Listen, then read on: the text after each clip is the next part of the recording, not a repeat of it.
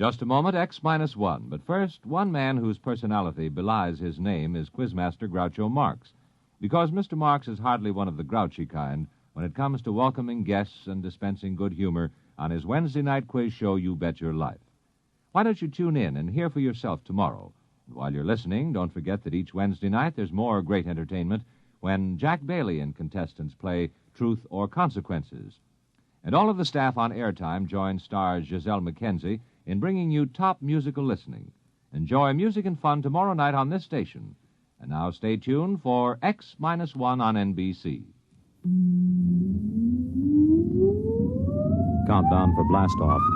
X minus 5, 4, 3, 2, X minus 1, fire.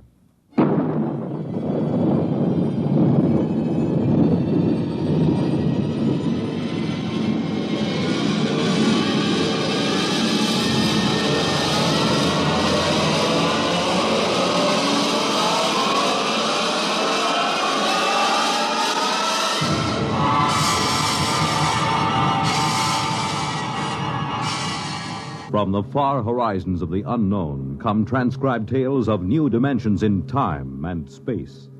These are stories of the future, adventures in which you'll live in a million, could be years, on 1,000 maybe worlds. The National Broadcasting Company, in cooperation with Galaxy Science Fiction Magazine, presents X minus one.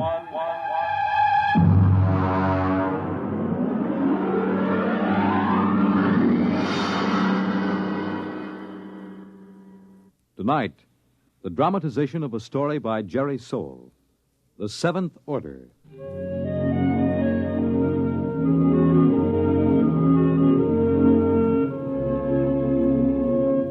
Brentwood, Illinois, would have been just about like any other average community of 10,000 had it not been for Presser College, one of the country's finest small institutions of learning. Its residents were used to the pranks, the hazings, and the practical jokes of the students. But even Professor Ansel Tomlin was surprised when the blue humanoid came down the street and up to the porch where the professor was sitting in an old wicker rocking chair.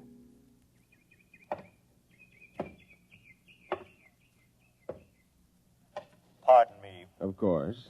You are Professor Ansel Tomlin. Yes, and you, I take it, are somebody from one of my psychology classes dressed up as a sort of a robot. No. I am George of Xanthar. Who? I am here to learn all I possibly can learn of the planet Earth and its inhabitants. Less than 10 minutes ago, I landed not far from here in a spaceship, which I subsequently blew up and destroyed. Now, let me explain. I am Tomlin of Brentwood. Less than 10 minutes ago, I was sitting on my porch peacefully marking exam papers. I intend to resume right now. Helen, would you get the phone? It is your wife's sister calling with reference to the explosion of my spaceship. Sure it is. She merely wants to ascertain that your family was not affected. Listen, George, be a good fellow and... Oh, my... Well, don't be alarmed, dear. It's a fraternity initiation or something. Oh, well, it does look like the real thing. Oh, did you know there was an explosion outside of town? An explosion? Yes, blast of undetermined origin is what they said on the radio. Oh? My sister just called. She heard about it in the local station and wanted to make sure we were all right. I see. Well, I have something in the oven. My goodness, that's a wonderful costume. Her sister lives 20 miles away. How did you know she'd call? My mind circuits are telepathic. They pick up all conscious thought to a distance of some 200 miles. It couldn't be you arranged the whole thing, that it wasn't really her sister. How did you get here? Who or what are you? I am a machine, the finest, most complicated machine ever made. I have a rather unique history, too. Who made you? Ages ago, on Xanthar, there was a race of humans. They made the first robots. Rather crude affairs. We class them as first-order robots. They are still used for menial tasks to some extent. And what order are you? The highest, naturally. A seventh-order robot. Or rather, a humanoid. We are the first in which there is not an automatic, no harm to humans cutoff. I begin to see. You will become aware of the fact that I am superior to you and to the rest of your race. I need no oxygen. I am never ill. I need no sleep. Every experience is indelibly recorded on circuits and is instantly available. Tell me, George, do you have feelings? I have an electronically controlled endocrine balance. It's very interesting. And what is your mission here on Earth? For the moment, I am here to study. I will live with you until it is complete. You will what? I will live with you. I will be with you all of your waking hours. While you sleep, I will go through your library. I need nothing. I want nothing. Just a moment. What about my privacy? When you desire privacy, I will study someone else. Your wife, perhaps. The female should be interesting. George, old man, I'm terribly sorry, but you'll have to wire back to your masters to make other arrangements. That will be quite impossible. Really? You see, I have no master. Well, what about those humans back in Xantha, the ones who invented you seventh-order humanoid? Oh, they are all quite dead. We destroyed them. Destroyed? You look alarmed. It was, after all, they or us. You see, our endocrine system permits us pride in ourselves. Naturally, being proud of ourselves, we objected to being ordered about in an incompetent way. So, you killed them? Exactly. Now, shall we go inside and inform your wife of my visit? Suppose I refuse. Professor, do you see that small dog playing on the lawn across the street? Yes. I will lift my arm and point at it. Observe. It vaporized. Exactly.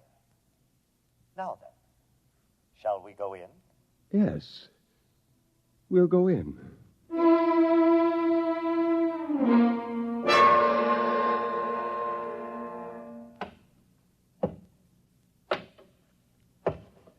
Oh, there you are. I see you brought your friend. Helen, this is George. George of Xanthar. George is a machine. Well, anybody can see that. It's the most convincing costume I ever saw. Helen, it isn't a costume. No? No, he's really a machine. Oh. He's staying with us, What? whether we like it or not. Well, really, Ansel. We have no choice. I am a seventh-order humanoid. I detect that your mind does not comprehend. I am here as an advanced scout for my race. After we establish a station here on Earth... I don't like this. Now, would you be kind enough to leave my house, young man? You are very slow to comprehend. I comprehend that I have a lot to do, and I'd appreciate it if you leave. Otherwise, I'm going to call the police. You may call anyone you choose, Mrs. Thomas. I'll have you arrested. I assure you I can detect your intention long before you have time to do me any harm. Well, we'll just see about this. Hello? Get me the police. Helen, it's useless. I can follow the call through the phone wire. Captain Townsend will answer. Captain Townsend. Captain, I want to report a robot. A what? A thing. It won't leave my house. Who is this? I'm Mrs. Tomlin, Professor Ansel Tomlin's wife, 44 Crescent Road. I'll send a car over. Now we'll see.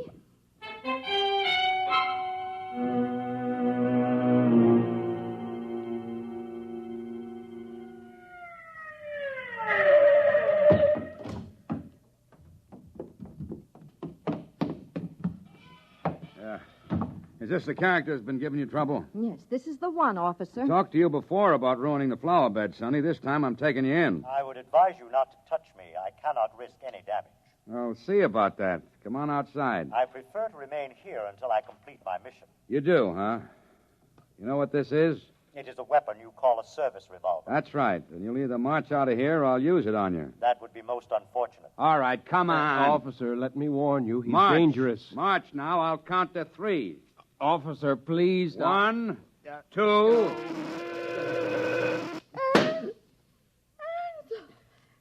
no. I regret it, but he was actually going to pull the trigger. Only to frighten me. But I cannot risk damage. He might have miscalculated and struck me with a bullet.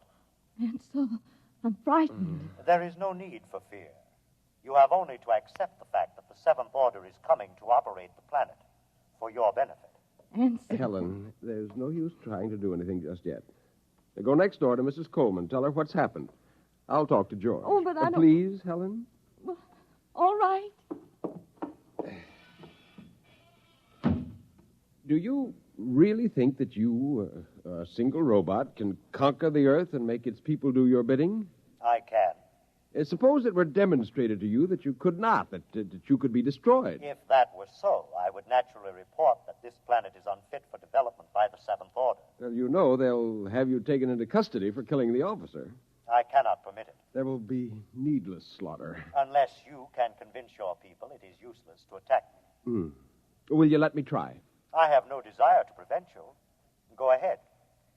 I detect that you are going to call the newspapers and the local television station and hold a press conference. Yes. I also detect that you have a plan to overcome me. Oh? I like that. Really? Yes. You see, in order to test this planet for development, I must know whether any of you are truly dangerous to us. You are a superior type of man, Professor. I welcome any plan to conquer me that you care to attempt. Okay, George. At least we know where we stand. I'll phone the newspapers.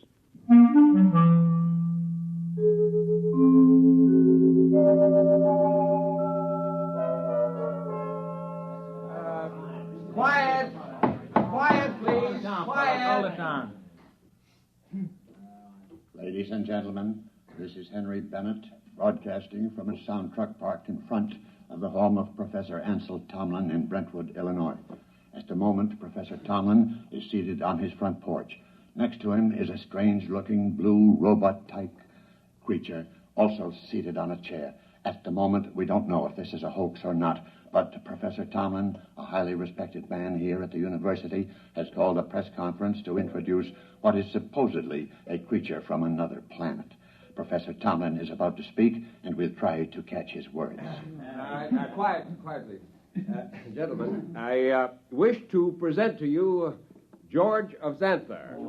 Yes, now, just a moment. George is a machine. Probably the most dangerous machine ever invented. He is telepathic as well. He can read your thoughts like a book. He knows exactly what each of you is thinking at this very instant. Professor! Yes? Do you expect us to swallow this nonsense? Not without proof, gentlemen. Can George do his stuff for us? Let him tell me what I'm thinking right now. You are thinking about a blonde young woman named Laura, with whom you will attend a show tonight. Come on. Well, he happens to be right, but we've seen mind readers before. Let him do something else. Now, I did not call you gentlemen here for a demonstration of magic. I called you here in the hopes that a good deal of needless bloodshed might be avoided. Less than half an hour ago, I watched this creature completely vaporize a policeman who was trying to arrest him. I expect that the authorities will be here any minute. I hope I can convince you and them that it is futile. Well, I certainly do. Something ought to be done about a guy. Yeah, either you're nuts or you think we are. I don't believe this machine killed a cop. If a cop was killed, a human did it, trying to blame it on the machine. Now, gentlemen, I don't know how I can prove it. Perhaps if George will demonstrate his ability to vaporize... Observe the oak tree in the front yard. Now.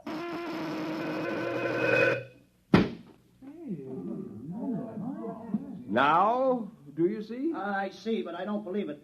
Boys, this is some kind of mass hypnotism. Maybe the tree was rigged up in advance. I swear to you This George of Xanthar is all he's cracked up to be. Let's see what he does when I toss a rock at him. Don't be a fool. Here goes, George! Stop him! I warned you. I tried to warn you. Okay, everybody stand back. Stand back. Charlie, get that automatic rifle set up. Check, Chief. Professor, I advise you to step away from that kid. Captain, for your own sake, don't try anything. Step away, Professor. Very well, but I warn you. Okay, now don't fire till I'm ready, boys. Right. Now then, George of What's-This?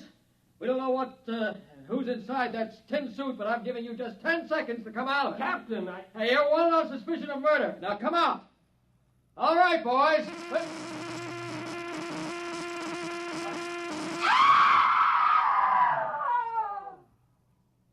Ladies and gentlemen, I'm afraid we'll have to terminate our broadcast. What started out as a good-natured hoax or publicity stunt has turned into a bloody massacre, as the bodies of some 6 policemen on the lawn of Professor Tomlin's home will attest. I don't know exactly what is happening here, but I can say this: George of Xanthar is no hoax. He or it is the spearhead of a race from outer space that's come to conquer the Earth.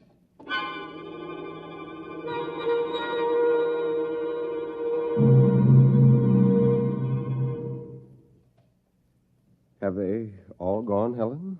Yes, Where is he? in your library, reading. Are the policemen still outside the house? They're walking up and down. Oh, I hope they don't. Yeah, they have orders not to try to harm him. Ansel, Yes. what are we going to do? I don't know. Oh, listen. He's coming. Professor, Mrs. Tomlin, I have decided to walk through your town to learn more about its buildings and people. And kill a few more humans? Killing humans affords me no pleasure whatsoever. I kill only when damage to myself is possible. I hope that no one will attempt to harm me. George, let me warn you now that this affair has gone beyond the confines of this town. I am well aware of that, Professor. I am aware of a phone call being made this instant by your mayor to the commander of the Illinois State Guard. If you're smart, you'll return to your ship and your planet. My ship is destroyed. I could instruct you to build a new one, of course. But as I have no intention of leaving... Then you will be destroyed. No. I will destroy first. Have you no conscience? A conscience is a fifth-order failing. Needless baggage. Good evening.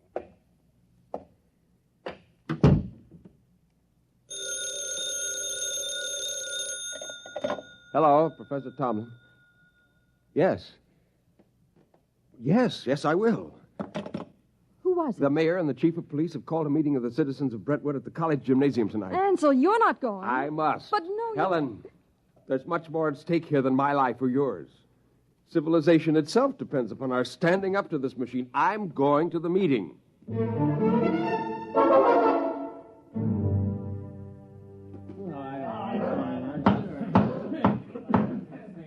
Gentlemen, as Mayor of Brentwood, I call this meeting to order. As you know, there is loose in our city a being with one purpose, to prepare it for conquest by similar beings. I think Professor Tomlin can tell us most about this being. Well, if we could determine the source of George's power, he might be overcome.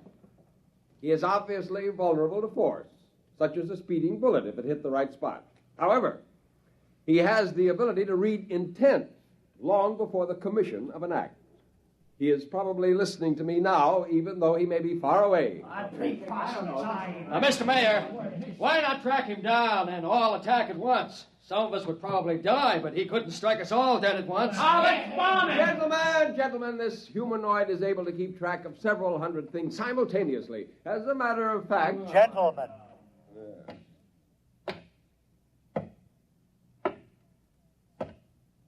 You are working yourselves up needlessly. You simply do not appreciate what it would mean to dedicate yourselves to the fulfillment of the seventh order destiny. Your lives will be made most pleasant and happy by us. Yeah, why did you kill 6 cops? If you're so powerful, bring them back to life. How do you want to be buried, Robot? Yeah, let's get them, man.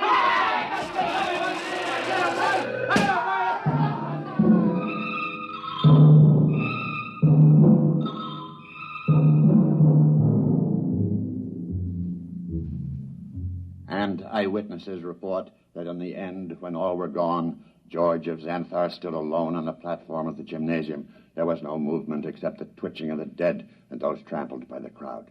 Among the survivors was Professor Ansel Tomlin, who originally... Well, that's that.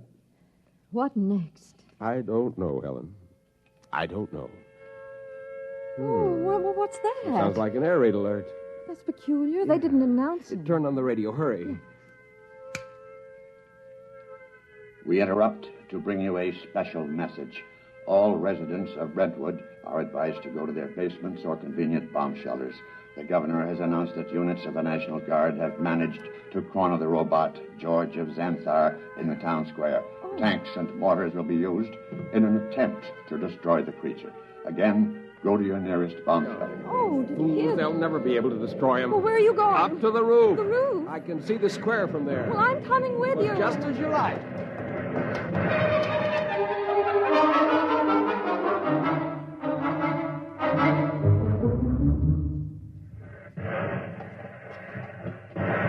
What's happening? He's vaporizing every tank and gun they bring up. Oh, Ansel, let's get away from here. Oh. What's that? Those are Army jets. We'll see how effective he is now. Oh, good Lord, a whole squadron up in smoke. It's no use. Can't you see? It's no use. Ansel, come inside, please. Oh, very well. Oh, if only there was something we could do to tell Not him. as long as he can read our every conscious thought before we can act. What is it? Our every conscious thought. Our thought. I wonder if... What is it, Nothing. Ansel? Nothing, Helen.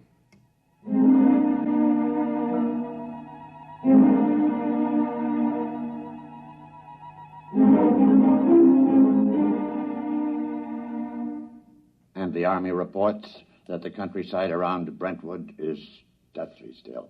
The blue humanoid, George of Xanthar, is still standing in the middle of the town square, where he's been standing for 3 days now.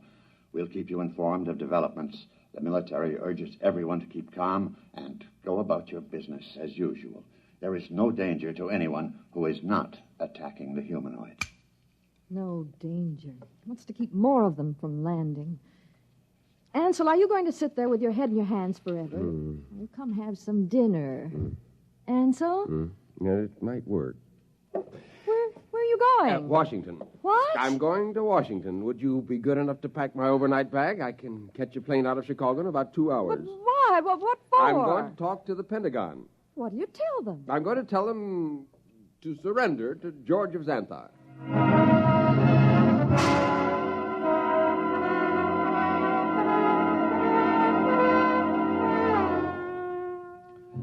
Our microphones are here at the edge of the town square in Brentwood, Illinois today, ladies and gentlemen, to witness the most unusual spectacle of modern history. A discussion of terms whereby the United States of America may surrender to the humanoid George of Xanthar. For the occasion, an honor guard of 22 servicemen from all branches and all parts of the country has been chosen. In just a moment, the honor guard will accompany General of the Army's Walter Pitt, who will discuss the surrender.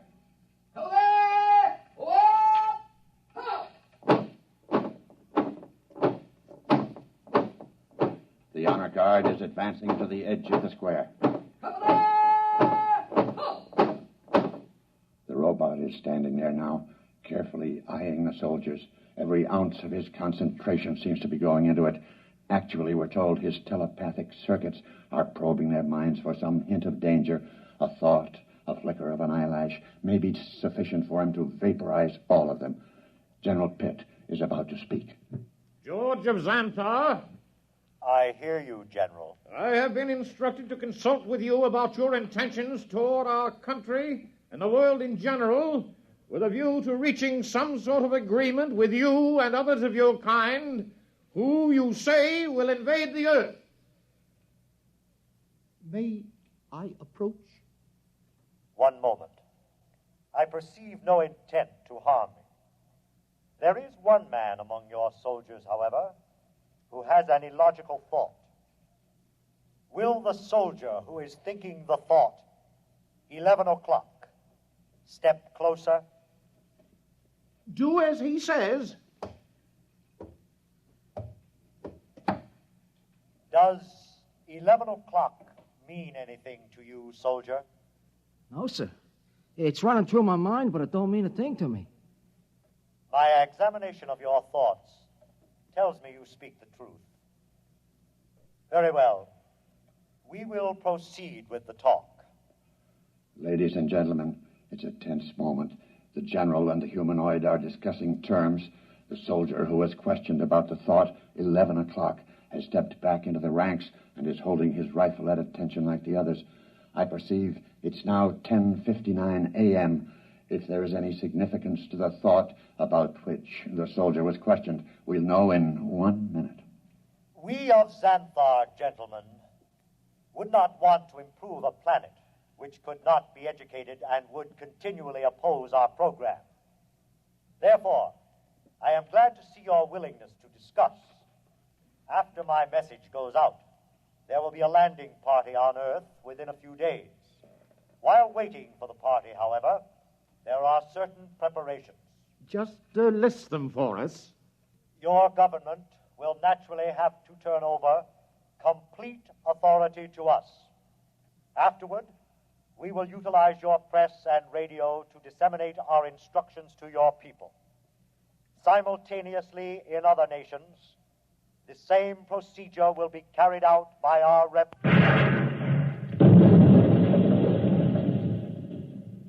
Ladies and gentlemen, it's happened at exactly 11 a.m. 10 soldiers in the honor guard instantaneously fired their weapons into George of Xanthar. Apparently explosive bullets have blown him to smithereens. The remains are lying scattered all over the square. People are pouring in, kissing each other, shouting.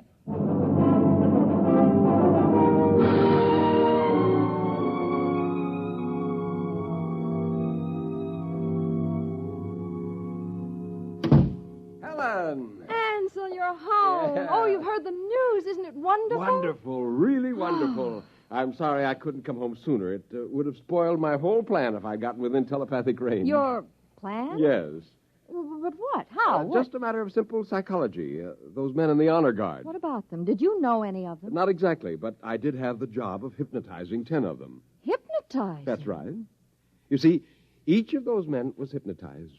And while he was under, we planted a post-hypnotic suggestion, namely, to fire at George of Xanthar when a soldier named Charlie started to cough. Charlie was told to cough at 11 o'clock. Before we released them from hypnosis, we told them to erase everything from their conscious memories. I was staking everything in the hope that George could only tune in on the conscious mind, not the subconscious, and it worked. Yeah, there was nothing to be reached by George's prying mind, so we never knew what was going to happen. At 11 o'clock, the soldier named Charlie coughed. The men raised their guns and fired. And that was the end of George of Xanthar. Now, if you don't mind, I've got some exam papers to mark.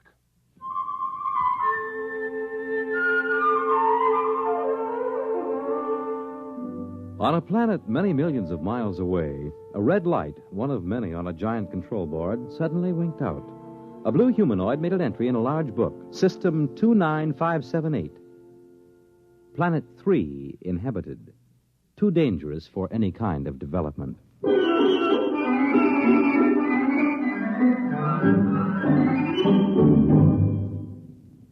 You have just heard X-1, presented by the National Broadcasting Company in cooperation with Galaxy Science Fiction Magazine, which this month features the Alan Cogan story titled In the Cards.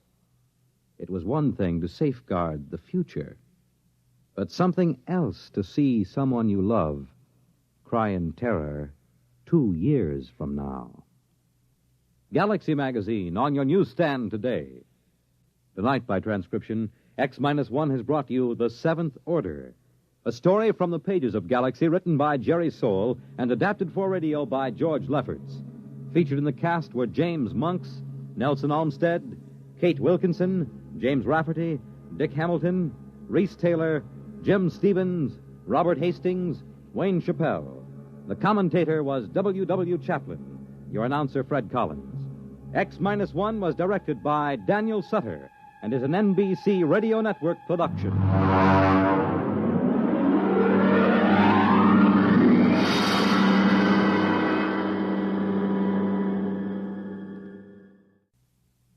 The Wonderful World of Robert Benchley on Biography and Sound tonight on NBC Radio.